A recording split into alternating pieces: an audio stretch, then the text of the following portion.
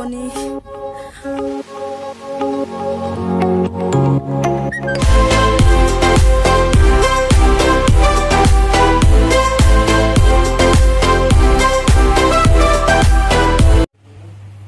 Hey friends, good morning. এতিয়া ৰাতিপুৱাৰ 3:30 বাজি গৈছে। আজি গোটেই ৰাতিটো মোৰ টোপনি নাই বুলিয়ে ক'ব পাৰি। একেবাৰে টোপনি নহলে চকুকেইটাও সেইকাৰণে কিবা নিচিনা লাগি আছে। এতিয়া উঠি আহিলো এনেটো সবাৰো 5টা 4:30 এনেকুৱাত আজি সোনকালে উঠি দিলো আৰু মুখখন ধুই কৰি আহিছো। খুজকাঢ়িব যাম অলপ পিছত এতিয়া পোহৰ হোৱাই নাই। পোহৰ হওক তাৰ পিছত খুজকাঢ়িব যাম।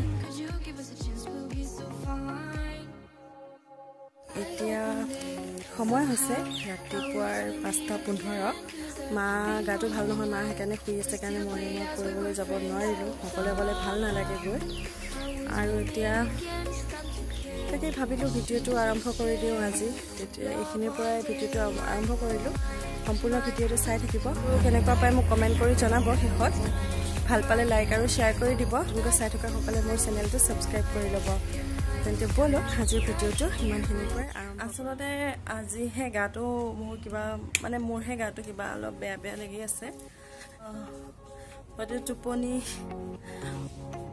নাহিল কাৰণেও হ'ব পাৰে গাটো বৰতে ভাল নহয় বাৰু চাওঁ কি আপোনালোকক দেখুৱাব পাৰোঁ হে ফ্ৰেণ্ডছ গা পা ধুই গৈ আজৰি হৈ আহিলোঁ আৰু এতিয়া 10:30 হৈছে আজি অলপমান দেৰি হৈ গ'ল অলপ আগলৈকে বতৰটো ৰ'দ দিয়া নিচিনা কৰি আছিলে কিন্তু তৎক্ষণাতে বহুত বেছি ডাঙৰকৈ বৰষুণ পৰিছে আৰু পৰিয়ে আছে এতিয়াও মানে 45 মিনিট মান সময় একেৰাহে বৰষুণ পৰি আছে আৰু তাকো বহুত বেছি ডাঙৰকৈ কিন্তু তাৰ আগলৈকে ৰ'দে দি আছিলে আৰু শব্দও বহুত বেছি আছে আপোনালোকে শুনিছেনে নাই নাজানো বলকচোন মই বৰষুণটো আপোনালোকক বাহিৰত দেখাই দিছোঁ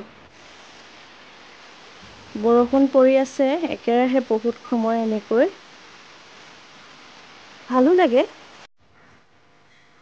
এইফালে কুমুদে ফুলৰ পুলিবোৰ পলিবেগত লগাই আছে আৰু মায়ে কৈ আছে কেনেকৈ লগাব লাগে আৰু এইফালে দেউতাই জাপিটো লৈ আছে কাৰণ অলপ বৰষুণত বা ৰ'দত জাপিটো এনেকৈ পিন্ধি দেউতাই নাৰ্চাৰীত কাম কৰি থাকে মই এবাৰ পিন্ধি দিব কোৱাত দেউতাই পিন্ধি দিলে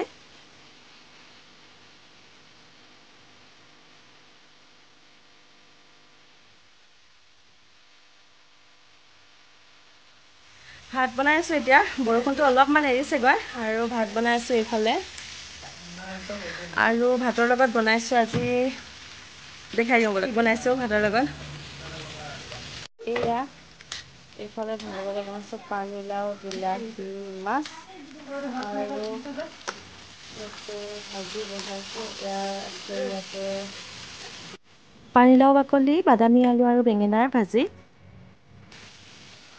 বনাই কৰি আজৰি হ'লো আৰু খোৱা হোৱা নাই কিন্তু খাম আৰু অলপ দেৰিকৈ এতিয়া আপোনালোকৰ লগত কিছু কথা পাতো বুলি বহিছোহি এয়া মই ইয়াৰ আগত এটা ভ্লগত আপোনালোকক দেখাইছিলোঁ যে এডাল ইলেক্ট্ৰনিক হেণ্ড ব্লেণ্ডাৰ যিডাল মই এমাজনৰ পৰা অৰ্ডাৰ কৰি আনিছিলোঁ আৰু কোনোৱে মোক সুধি আছিলে যে ব্লেণ্ডাৰডাল কেনেকুৱা আৰু প্ৰাইচ কিমান এইটো সুধি আছিলে ব্লেণ্ডাৰডাল হৈছে ইনালছা ব্লেণ্ডাৰডালৰ নাম সুধি আছিলে এইটো হৈছে নামটো ইনালছা আৰু বহুত ভাল হয় ব্লেণ্ডাৰডাল মই ইয়াৰ প্ৰাইচ হৈছে 1400 টকা 1399 আৰু বহুত ভাল হয় ব্লেণ্ডাৰডাল সঁচাকৈ মই ইউজ কৰি বহুত ভাল পাইছোঁ কোনোবাই কৈছিলে যে এটা ভেনিলা কেক আইচিং কৰি দেখুৱাৰ কথা সেইকাৰণে ভাবিছোঁ আজি আপোনালোকক ভেনিলা কেক এটা আইচিং কৰি দেখাওঁ যে এগলেছ কেক বনাম এগলেছ কেক বহুতেই টেষ্টি হয় স্পঞ্জি হয় আৰু সেইটোতে মই আইচিং কৰাও দেখাম তেন্তে বলক এতিয়া আমি সেইটো চাই লওঁ প্ৰথমতে এটা বাতি লৈ লৈছোঁ আৰু এতিয়া এই বাতিটোৰ ওপৰতে এখন ষ্টেনাৰ ৰাখিছোঁ আৰু এতিয়া ইয়াত একাপ গুড়ি কৰা চেনি দিছোঁ আজি মই মেজাৰমেণ্ট কাপ ব্যৱহাৰ কৰিছোঁ চাহ খোৱা কাপেৰেও বস্তুবোৰ ল'ব পাৰিব খালি পৰিমাণটো সঠিক হ'লেই হ'ল এতিয়া চেনিখিনি ভালকৈ চালি লৈ ইয়াত আধা কাপতকৈ কমকৈ মই ৰিফাইন তেল ব্যৱহাৰ কৰিছোঁ দি দিছোঁ ৰিফাইন তেলখিনি আৰু ভালকৈ আটাইখিনি এবাৰ সানি লৈছোঁ এয়া এইখিনি আটাইখিনি ভালকৈ মিহলি হৈ যোৱাৰ পিছতে মই এতিয়া এপাত কাটা চামুচেৰে এইখিনি ভালকৈ আকৌ অলপ সময়ৰ বাবে এনেকৈ সানি ল'ম এয়া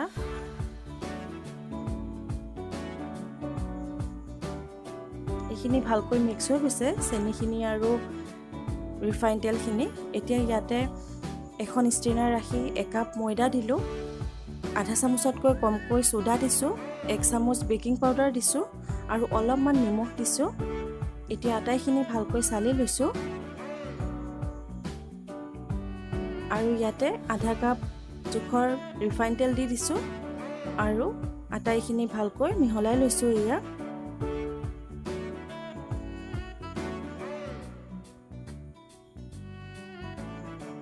ভালকৈ আটাইখিনি মিহলাই হোৱাৰ পিছতে ইয়াতে আধা কাপ জোখৰ গাখীৰ দি দিলোঁ আৰু এবাৰ সানি লৈছিলোঁ। আকৌ পুনৰ আধা কাপ গাখীৰ দিছোঁ আৰু মিশ্ৰণটো ভালকৈ ফেটি লৈছোঁ। এনেকুৱাতে 1 চামুচ ভেনিলা এছেন্স দি দিছোঁ, আকৌ পুনৰ ফেটি আছোঁ।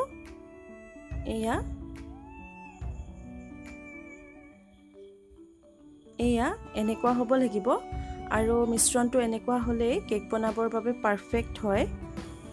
এতিয়া এইফালে লাভ শ্বেপৰ মল্ড এটা ল'লোঁ আৰু তাতে অলপমান ৰিফাইন তেল দি ভালকৈ চাৰিওফালে তেলখিনি এনেকৈ ব্ৰাছেৰে সানি দিছোঁ আৰু অলপমান ময়দা ছটিয়াই চাৰিওফালে দি লৈছোঁ, যিহেতু মোৰ ঠাইত বাটাৰ পেপাৰ নাই বৰ্তমান।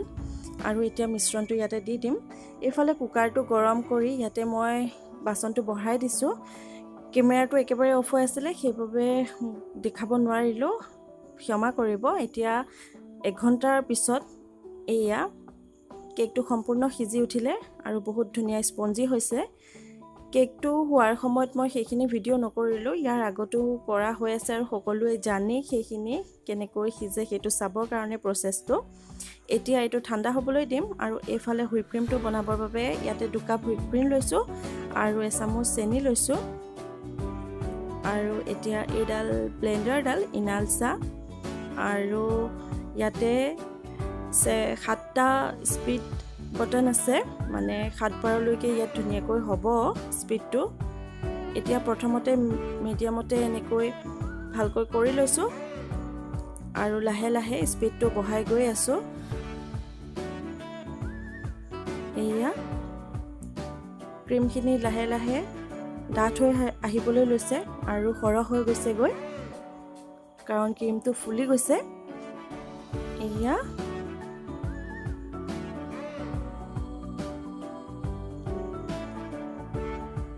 ক্ৰীমখিনি হৈ গৈছে আমাৰ। এয়া চাওকচোন, যেতিয়া ক্ৰীমটো ডাঠ হৈ এনেকৈ লাগি ধৰিব তেতিয়াই হুইপ ক্ৰীমটো হৈ যায়, পৰি যাব নালাগিব। এইফালে কেকটো মই ইয়াৰ ওপৰৰখিনি কাটি ল'লোঁ, এতিয়া মাজেৰে এনেকৈ কাটিম। এয়া ইয়াৰ মাজত এনেকৈ কাটি লৈছোঁ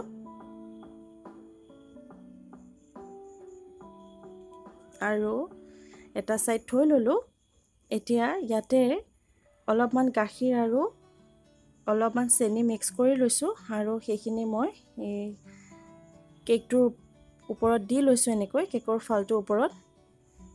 আৰু চেৰি বা চকলেট চিপছ এইবোৰ ব্যৱহাৰ কৰিব পৰা যায়, কিন্তু মই আজি সেইবোৰ ব্যৱহাৰ কৰা নাই। আৰু এতিয়া ইয়াতে হুইপ ক্ৰীম দি দিছোঁ আৰু চাৰিওফালে ক্ৰীমখিনি এনেকৈ বহলাই লৈছোঁ। এয়া এতিয়া ক্ৰীমখিনি অলপমান ভালকৈ মিহলাই লোৱাৰ পিছতে কেকৰ আনটো ফাল ইয়াৰ ওপৰতে দি দিম আৰু সেম প্ৰচেছতে ইয়াতো গাখীৰখিনি দি দিছোঁ অলপমান। গাখীৰ সলনি চেনি পানীও ব্যৱহাৰ কৰিব পাৰি, নাইবা ফ্ৰুট জুচো ইয়াত দিব পাৰে।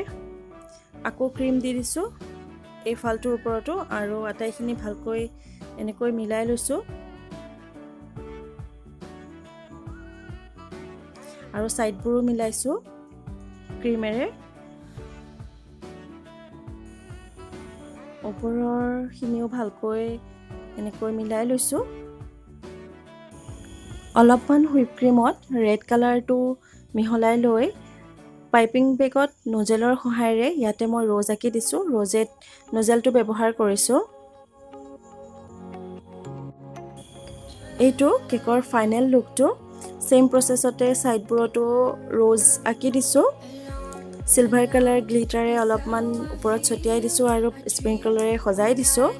কেকটো কেনেকুৱা লাগিছে মোক কমেন্ট কৰি জনাব খাবলৈও খুবেই টেস্টি হয় এনেকৈ বনালে কেকটো Hey friends, cake to বহুত বেছি স্পিডত বনাব লগিয়া হল কাৰণ দিনটো কাৰেন্ট নাছিলে আৰু ইফালে কেক নিবৰ কাৰণে 3টা বজাত অহা কথা আছিল সেইকাৰণে বহুত বেছি স্পিডত বনালো আৰু ভিডিওটো ইমান বেছি ভালকৈ কৰা নহল অলপ খেলিমেলি হৈ গল মই পিছত বাৰু ভালকৈ এটা নিশ্চয় আপোনালোকক বনাই দেখুৱাব চেষ্টা কৰিম আৰু কেকটো বনাই কৰিলো অলপমান উলাই গৈছিল ঘৰৰ শাকপাচলি নাছিলে কেইটামান বজাৰ কৰিবৰ কাৰণে উলাই গৈছিল হসাকৈ শাকপাচলিৰ দাম ইমান বেছি বাঢ়ি গৈছে আৰু তাৰে কেইটামান বস্তু আনিলো আৰু কি আনিলো বলক আপোনালোকক এবাৰ দেখাই দিও এয়া পাচলিৰ বজাৰ এয়া হল লেচেৰি মাহ আধা কেজি 30 টকা দি আনিছো এইখিনি হৈছে কচুৰ লতি কচু গছৰ তলত যেটো লতি থাকে সেইটো লতি খাবলৈ খুব টেস্টি হয় এটো আৰু এয়া 20 টকা মুঠি লৈছে আৰু ইফালে হেটা বান্ধা কবি মানে আধা কেজি হৈছে 30 টকা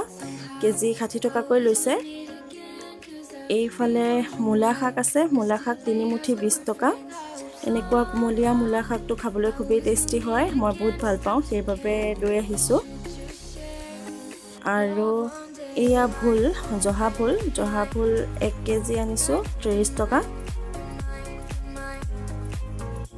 আৰু এয়া পানীলাও এটা এটো 40 টকা আৰু আনিছো বিলাহী কেজি 80 টকা আধা কেজি আনিছো 40 টকা দি আৰু ইমানে এয়াই পাচলি বজাৰ